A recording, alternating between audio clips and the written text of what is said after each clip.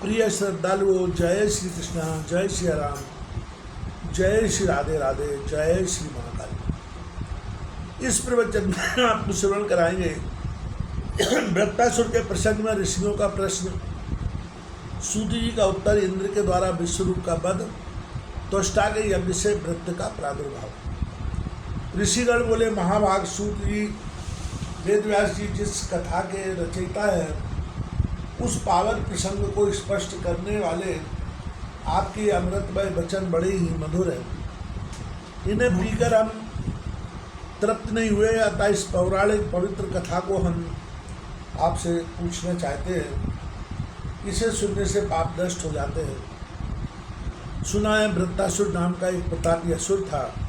उसके पिता त्वष्टा थे। महात्मा इंद्र ने युद्ध में उसे मार डाला। त्वष्टा देववर्ग के सदस्य थे। उन्हीं का अत्यंत शूरवीर पुत्र वृत्तासुर था। ब्राह्मण वंश में उसकी उत्पत्ति हुई थी। उसके शरीर में अथाह बल था। इंद्र के हाथ उसका वध होने में क्या कारण है? इंद्र ने छल करके जल फेन द्वारा उस महाबली असुर वृत्तासुर का वध कर दिया। ऐसा क्यों किया गया? उस समय ब्राह्मण की हत्या से उत्पन्न पाप इंद्र को लगाया नहीं। और एक दूसरी बात यह है कि आप बहुत पहले कह चुके हैं कि श्री देवी ने वृत्तासुर का वध किया है। इसमें यह क्या रहस्य है? सूत्री कहते हैं, मुनिगण, वृत्तासुर के वध से संबंध रखने वाला यह प्रसंग कहता है, सुनो, ब्रह्म हत्या से उत्पन्न दुख जिस प्रकार इंद्र को भोगना पड़ा था, वह विषय भी इसमें आ जाएगा। प्राचीन समय में राजा जन्मेजय ने भी सत्यवती नंदन व्यास जी से ऐसा ही प्रश्न किया था। उस समय उन्होंने उनसे जो बताया था वही मैं बतला रहा। जन्मेजय ने पूछा, मुने, इंद्र ने वृत्तासुर का वध किया, यह प्राचीन कथा है। फिर उस दैत्य को देवी ने कैसे मारा? किस कारण इस कार्य में देवी की प्रवृत्ति हुई? मुनिवर, ये कि वृत्तासुर के विनाशक दो कैसे हुए? इस प्रसंग को मैं सुनना चाहता हूँ। मुने, आप भगवती जगदम्बा का ऐश्वर्य जो वृत्तासुर के वध से संबंध रखता है, बताने की कृपा करें। व्यास जी कहते हैं, राजन, तुम धन्य हो, तुम महान यशस्वी हो, क्योंकि प्रतिदिन कथा के प्रति तुम्हारे मन में भक्ति का प्रवाह बढ़ता रहता है। जब श्रोता एकाग्र होकर कथा सुनने में तत्पर रहता है, तभी वक्ता प्रसन्न होकर स्पष्ट भाषण करता है। प्राचीन समय में वृत्तासुर इंद्र का युद्ध हुआ था। यह कथा वह ब्रज ब्राह्मण और पुराणों में भी प्रसिद्ध है। वृत्तासुर को शत्रु मानकर इंद्र ने मार डाला। इससे उन्हें महान क्लेश उठाने पड़े। राजा इंद्र ने कपट वेश बनाया, तब वृत्तासुर की मृत्यु हुई। इस विषय में कोई आश्चर्य नहीं करना चाहिए, क्योंकि भगवती महामाया के प्रभाव से मुनियों की बुद्धि भी कुंठित हो जाती है। शब्दमूर्ति भगवान विष्णु माया फैलाकर दैत्यों को निरंतर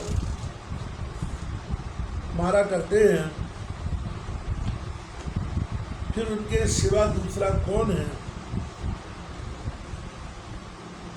जो जगत को मोहित करने वाली भगवती महामाया को उनसे भी जीत सके? इन्हीं महामाया की प्रेरणा से श्री हरि मत्स्य आदि योनियों में प्रकट होते रहते हैं। हजारों युगों की यही स्थिति है। यह शरीर, धन, घर, बांधव, पुत्र और पुत्री सभी मेरे हैं, इस प्रकार के मोह में पड़कर संपूर्ण प्राणी पुण्य एवं पापमय कर्मों में रचे पचे रहते हैं, क्योंकि अपार गुण वाली महामाया सबको मोहित किए हुए है। कभी कोई भी मनुष्य इस माया को मिटा नहीं सकता। इसी माया के प्रभाव से महान देवता भी अपना प्रयोजन सिद्ध करने के लिए छल पूर्वक वृत्तासुर को मारने में तत्पर हो गए। वृत्तासुर और इंद्र में परस्पर जिस कारण विरोध हो गया था, वह प्रसंग अब मैं बताता हूँ। त्वष्टा प्रजापति के पद पर नियुक्त थे। उन महान तपस्वी को देवताओं में प्रधान माना जाता था। उन्हीं के हाथ में देवताओं के कार्य की सारी व्यवस्था थी। वे बड़े कार्यकुशल और ब्राह्मण प्रेमी थे। इंद्र के साथ कुछ वैमनस्य हो जाने पर त्वष्टा ने एक पुत्र उत्पन्न किया जिसके 3 मस्तक थे। उस पुत्र को विश्वरूप नाम से प्रसिद्धि हुई। उसका नाम बड़ा ही आकर्षक था।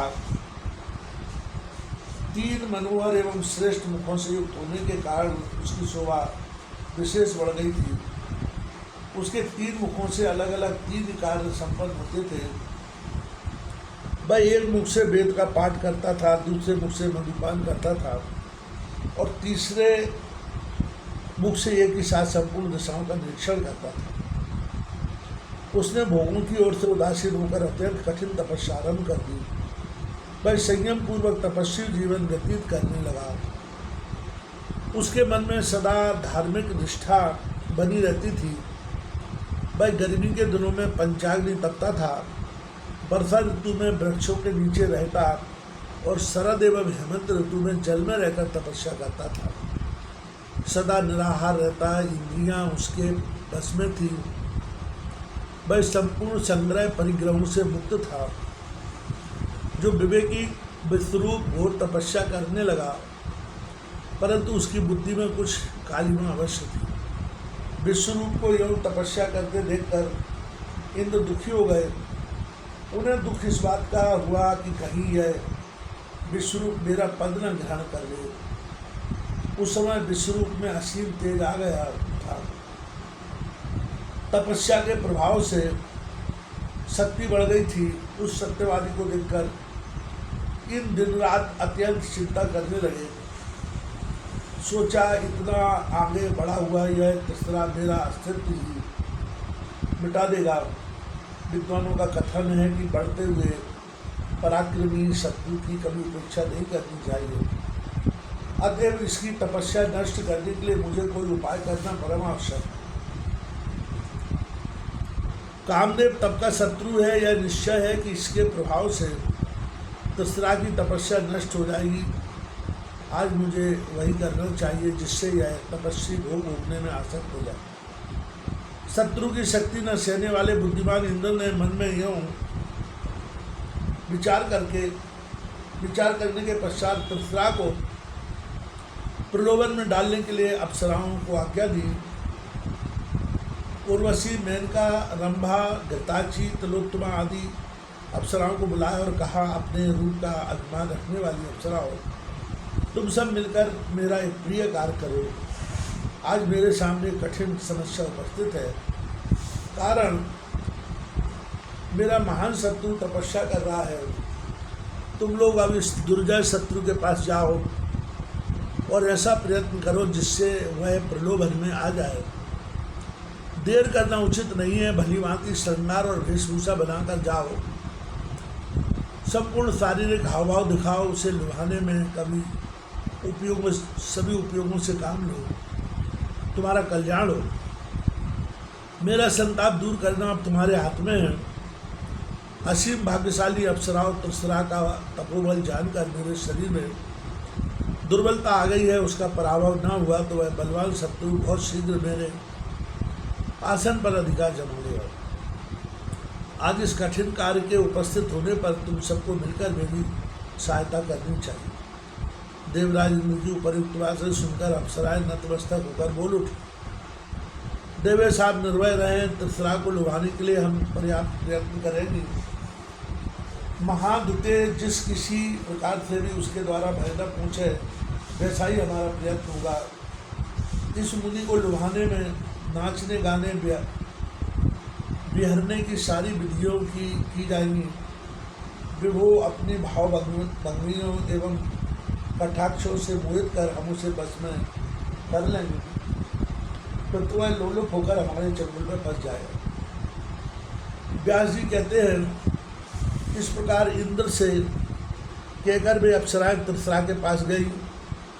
तीसरा मुनि के सामने उपस्थित होकर वे अनेक प्रकार के ताल बजाकर स्वर सहित गाने लगी। उन्होंने मनोहर नृत्य आरंभ कर दिया। उस समय उस मुनि को लुभाने के लिए उन अप्सराओं ने भांति भांति के भावों का प्रदर्शन किया, किंतु उनकी विडंबना पर तीसरा मुनि की तनिक भी दृष्टि नहीं पड़ी। वह तपस्या का भंडार बन गया था। उसने इंद्रियों पर विजय पाली थी। वह गूंगे और बहरे के समान अविचल भाव से बैठा रहा। अत्यंत मुँह में डालने वाले अनेक प्रपंच करने, नाचने और गहने में तत्पर वे अप्सराएं कुछ दिनों तक त्रिसरा मुनि के आश्रम पर रही, परंतु जब वह मुनि ध्यान से विचलित न हो सका तब वे लौटकर इंद्र के पास आ गई। अब वे थक गई थी, उनके मन में निराशा छा गई थी। भय से उनका कलेजा कांप रहा था, मुख पर मिलांतर छाई हुई थी।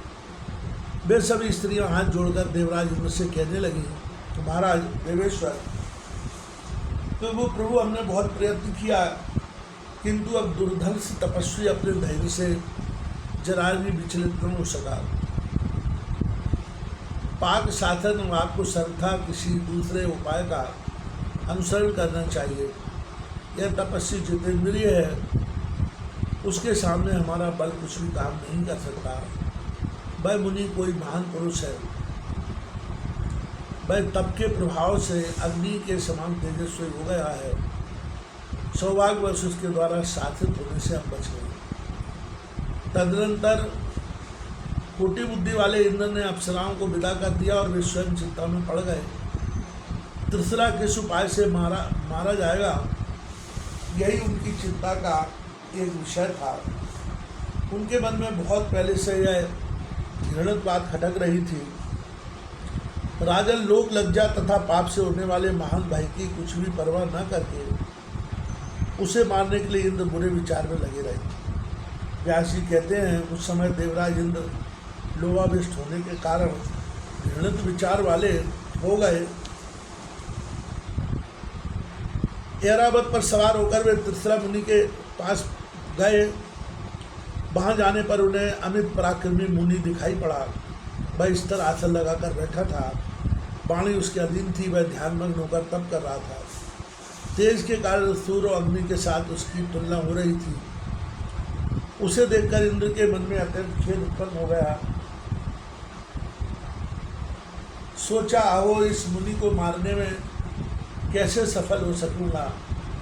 निश्चय यह धर्मात्मा है, तपोबल से इसकी क्रांति चमक रही है, पर मेरे आसन पर अधिकार जमाने की इच्छा वाले इस शत्रु की अपेक्षा भी तो कैसे की जा सकती है। योग विचार करने के पश्चात देवगणों के अध्यक्ष इंद्र ने स्वयं अपना सर्वोत्तम वज्रास्त्र, जो सूर्य एवं चंद्रमा के समान प्रकाश फैला रहा था, त्रिसरा मुनि पर चला दिया। उस समय मुनि की समाधि लगी थी। अब वज्र की चोट से घायल होकर वह तपस्वी जमीन पर गिर पड़ा। उसके प्राण प्रयाण कर गए। यह घटना देखने में बड़ी ही आश्चर्यजनक थी। जान पड़ता था मानो पुलिस से कटा हुआ पर्वत का शिखर गिर पड़ा हो। उसे मारकर देवराज को अपार हर्ष हुआ। वहाँ उपस्थित मुनिगण हाहाकार करने लगे। उनके मुख से निरंतर करुण ध्वनि निकलने लगी, हाय सत्कृत इंद्र बड़ा पापी है, इसने इस तपस्वी को मारकर बहुत बड़ा अनर्थ कर डाला। इस समय यह इंद्र महान दुष्ट और पापी बन गया है, तभी तो इसने इस निरपराधी मुनि की निर्मम हत्या कर डाली।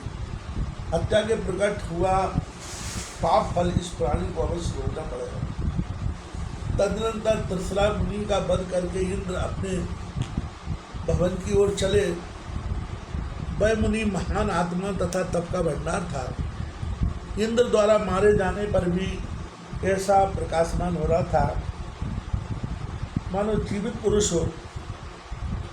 जमीन पर निर्जीव पड़ा था, परंतु प्राणीधारी व्यक्ति की भांति उसके द्वारा चेष्टा हो रही थी। यह देखकर इंद्र अत्यंत चिंतित हो गए। उनके सभी अंगों पर उदासी छा गई। वे मन ही मन सोचने लगे, यह फिर जीवित तो नहीं हो जाएगा। उस समय सामने तक्षा नामक एक व्यक्ति खड़ा था। उस पर दृष्टि डालकर देवराज ने अपना काम सिद्ध हो जाने के लिए कहा, तक्ष, तुम मेरी बात मानकर इस महान तेजस्वी मुनि के मस्तक को धड़ से अलग कर दो। ऐसा जान पड़ता है मानो यह जीवित हो उठा। ऐसा प्रयत्न करो कि यह जी न सके। इंद्र की बात सुनकर उन्हें निद्र सिद्ध करते हुए तक्षा कहने लगा। तक्षा ने कहा, हम मुनि का कंधा बड़ा विशाल प्रतीत हो रहा है, मेरी कुल्हाड़ी उसे मार नहीं सकेगी, फिर मैं इस घृणित कार्य में प्रवृत्ति भी नहीं होऊंगा। तुमने यह अत्यंत निंदित कर्म किया है। अच्छे पुरुषों ने ऐसे कर्म की घोर निंदा की है। जो मरा हुआ है उसे पुनः मारने में केवल पाप का भागी ही होना पड़ता है। मैं इस पाप से बहुत डरता हूँ। यह मुनि तो मर ही गया है, फिर इसका सिर काटने से क्या प्रयोजन। पाक शासन भला बताओ, तो इस कलुषित कार्य में क्या तुम्हें भय नहीं लगता। इंद्र बोले, इस मुनि का यह विशाल शरीर ऐसा जान पड़ता है मानो अभी इसमें प्राण वर्तमान है। अतएव मैं डर रहा हूँ कि कहीं मेरा यह विपक्षी मुनि जीवित न हो जाए। तक्षा ने कहा, विद्वान, ऐसी निर्मम हत्या कितना नीच कर्म है। क्या तुम्हारे हृदय को यह आतंकित नहीं कर रहा है। इस ऋषि कुमार के मारने से ब्रह्म हत्या हुई है, क्या तुम्हें इसका भय नहीं है।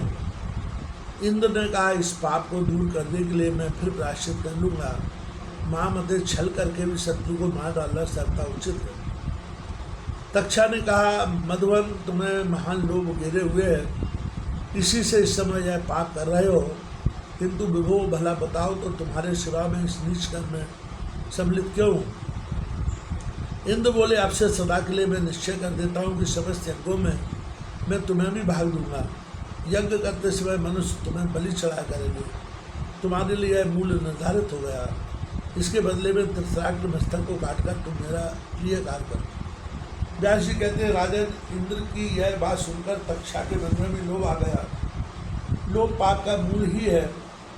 फिर तो उसने मजबूत टांगी उठाई और उसे धृतरा के मस्तक धर से अलग कर दिए। उन तीनों मस्तकों के कटकर जमीन पर गिरते ही तुरंत उनसे हजारों पक्षियों का जन्म हो गया। उस अवसर पर मुनि के मुख से गौरैया, कबूतर और तीतर आदि पक्षीगण पृथक पृथक उत्पन्न हो गए। त्रिशला मुनि जिस मुख से वेद का स्वाध्याय करता था और सोमरस पीता था, उससे तुरंत कबूतर निकल आए। सोमरस पीते समय समस्त दिशाओं पर दृष्टिपात करने के लिए जिस मुख से काम लिया करता था, उससे अत्यंत चमकीले तीतर उत्पन्न हुए। मधु पीने वाले मुख से गौरैया की उत्पत्ति हुई। राजन, इस प्रकार त्रिशरा से पक्षियों का निष्क्रमण हुआ है। राजन, त्रिशरा के मस्तिष्क से जो पक्षी निकल गए, यह देखकर इंद्र के मन में बड़ी प्रसन्नता हुई। फिर वे स्वर को सुधार गए।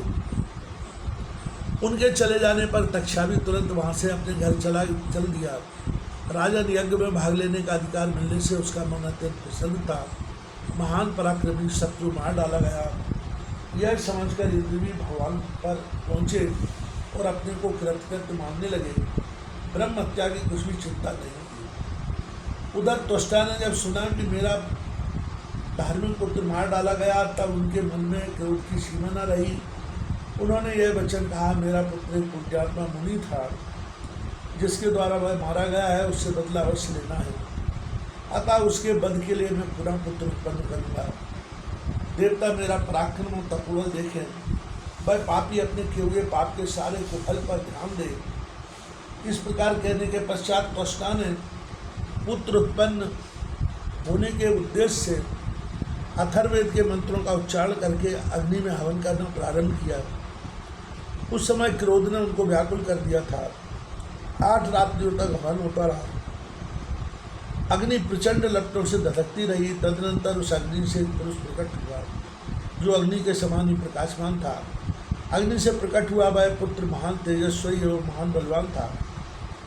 उसके शरीर से अग्नि के समान प्रकाश फैल रहा था। वह त्वष्टा के सामने खड़ा हो गया। उस पर उनकी दृष्टि पड़ी। तब त्वष्टा उस पुत्र की ओर आंखें करके बोले, इंद्र शत्रु, तुम मेरी तपस्या के प्रभाव से अत्यंत शक्तिशाली बन जाओ। उस समय क्रोध के कारण त्वष्टा के शरीर में आग सी लग रही थी।